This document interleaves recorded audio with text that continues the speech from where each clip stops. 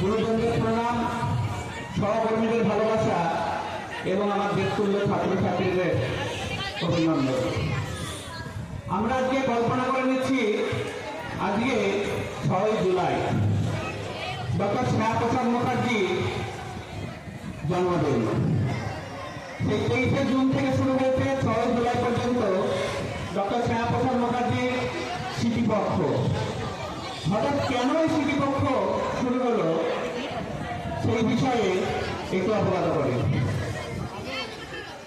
Doctor Shyamaprasad Mukherjee ছিলেন একজন সুদক্ষ রাজনৈতিকবিদ, শিক্ষাকর্মী, সমাজসেবী এবং প্রখর দেশপ্রেমিক।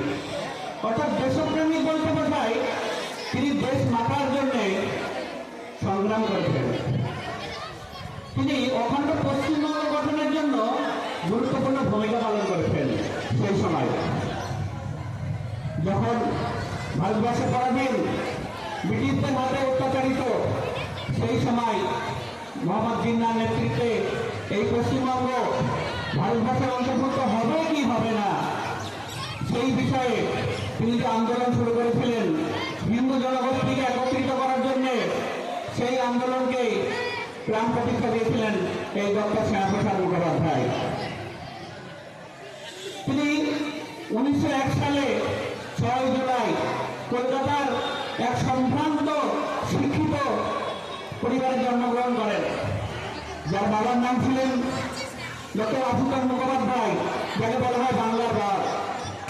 আমরা বাংলার বাঘ বলি কেন?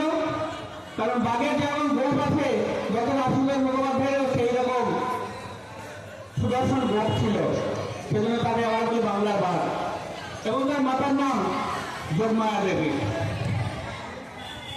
তাদের যে পরিবার সেটা শিক্ষিত এবং সম্ভ্রান্ত সংস্কৃতি মনস্ক কামনা, সেই পরিবারের সন্তান ছিলেন তিনি। তিনি ছোটবেলা থেকে অত্যন্ত মেধাবী ছাত্র ছিলেন। তিনি MA BA প্রেসিডেন্সি কলেজ থেকে উত্তীর্ণ হন। পরবর্তীকালে তিনি আইন বিষয়ে ইংল্যান্ডে গিয়ে ব্যারিস্টার ডিগ্রি লাভ করেন এবং মাত্র 33 বছর বয়সে 1934 সাল, সেই সময় তিনি সর্বকনিষ্ঠ উপাচার্য নিযুক্ত হন কলকাতা বিশ্ববিদ্যালয়ে। বাংলা ভাষাকে আরো ত্বরান্বিত করার জন্য তিনি বিভিন্ন সময় বিভিন্ন আন্দোলন করেন এবং বাংলা ভাষাকে একজন সুপ্রতিষ্ঠিত ভাষা হিসাবে তুলে ধরার চেষ্টা করেন। আমরা তার রাজনৈতিক জীবনে আলোকপাত করলে দেখতে পাই 1929 সাল তিনি কলকাতা কর্পোরেশনের সদস্য হিসাবে নির্বাচিত হন।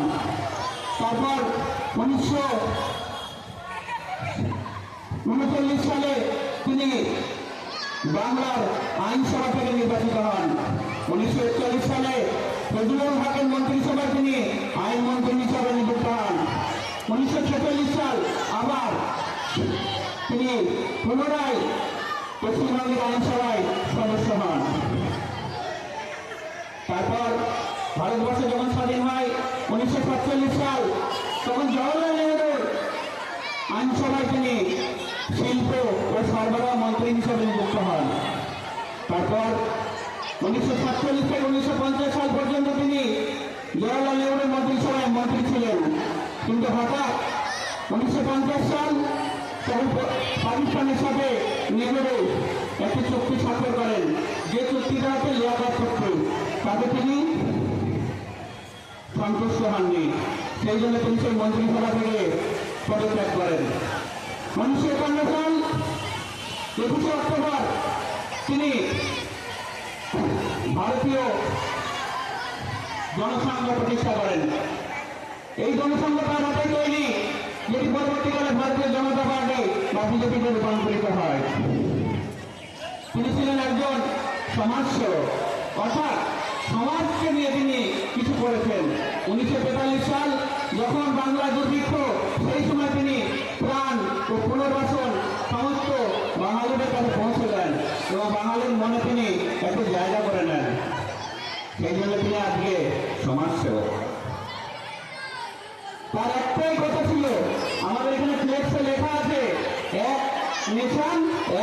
বিধান। অর্থাৎ যে একই দেশে দুই রকম নীতি কোনদিন হতে পারে না। কারণ ভারতবর্ষের একটা পতাকা হবে, কাশ্মীরের একটা পতাকা হবে, তা কোনোদিনই হতে পারে না।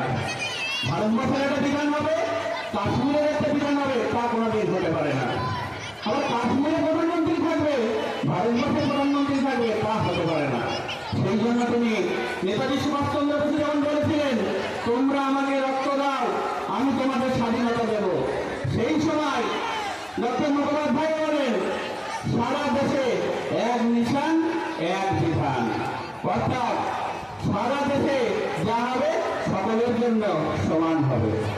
এই সময় তিনি ছদ্মবেশে কাশ্মীর প্রবেশ করেন, কিন্তু ঘটনাচক্রে তিনি অনুমতি নিয়ে কাশ্মীর যাননি।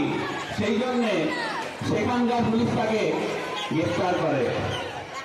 1953 সাল 23শে জুন হঠাৎ রহস্যজনক অবস্থায় জানতে পারা যায় যে ডক্টর মুখোপাধ্যায় মারা গেছে।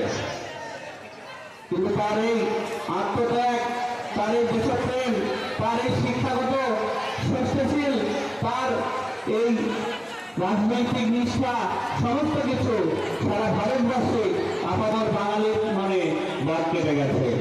কিন্তু ভারতবর্ষ স্বাধীন হল 1947 সাল। তারপর থেকে আজ পর্যন্ত ডক্টর শ্যামাপ্রসাদ মুখার্জি কি ছিলেন আমরা জানতে পারিনি। কংগ্রেস সরকার, এমনকি সিপিএম সরকার 34 বছর, তারপর আবার এক সরকার, তৃণমূল সরকার 15 বছর, এই 49 বছর ধরে এই স্মৃতিচারণ আমরা কোনোদিন জানতে পারিনি। অদ্ভুত পরিস্থিতিতে আজকে সরকারের নির্দেশে এই পক্ষ পালন করার আমরা সুযোগ পেয়েছি। তাই এই ডক্টর মুখোপাধ্যায়কে যে পশ্চিমবঙ্গের উপকার, তখনকার দিনে পশ্চিমবঙ্গ কি পূর্ব বাংলাদেশে হবে না পাকিস্তানের হবে, সেই অনিশ্চয়তার মধ্যে তিনি আজকে আমাদের ভারতবর্ষে অন্তর্ভুক্ত করেছিলেন। সেই জন্যে তার যে অবদান আমরা কোনোদিন বলতে পারবো না। নমস্কার।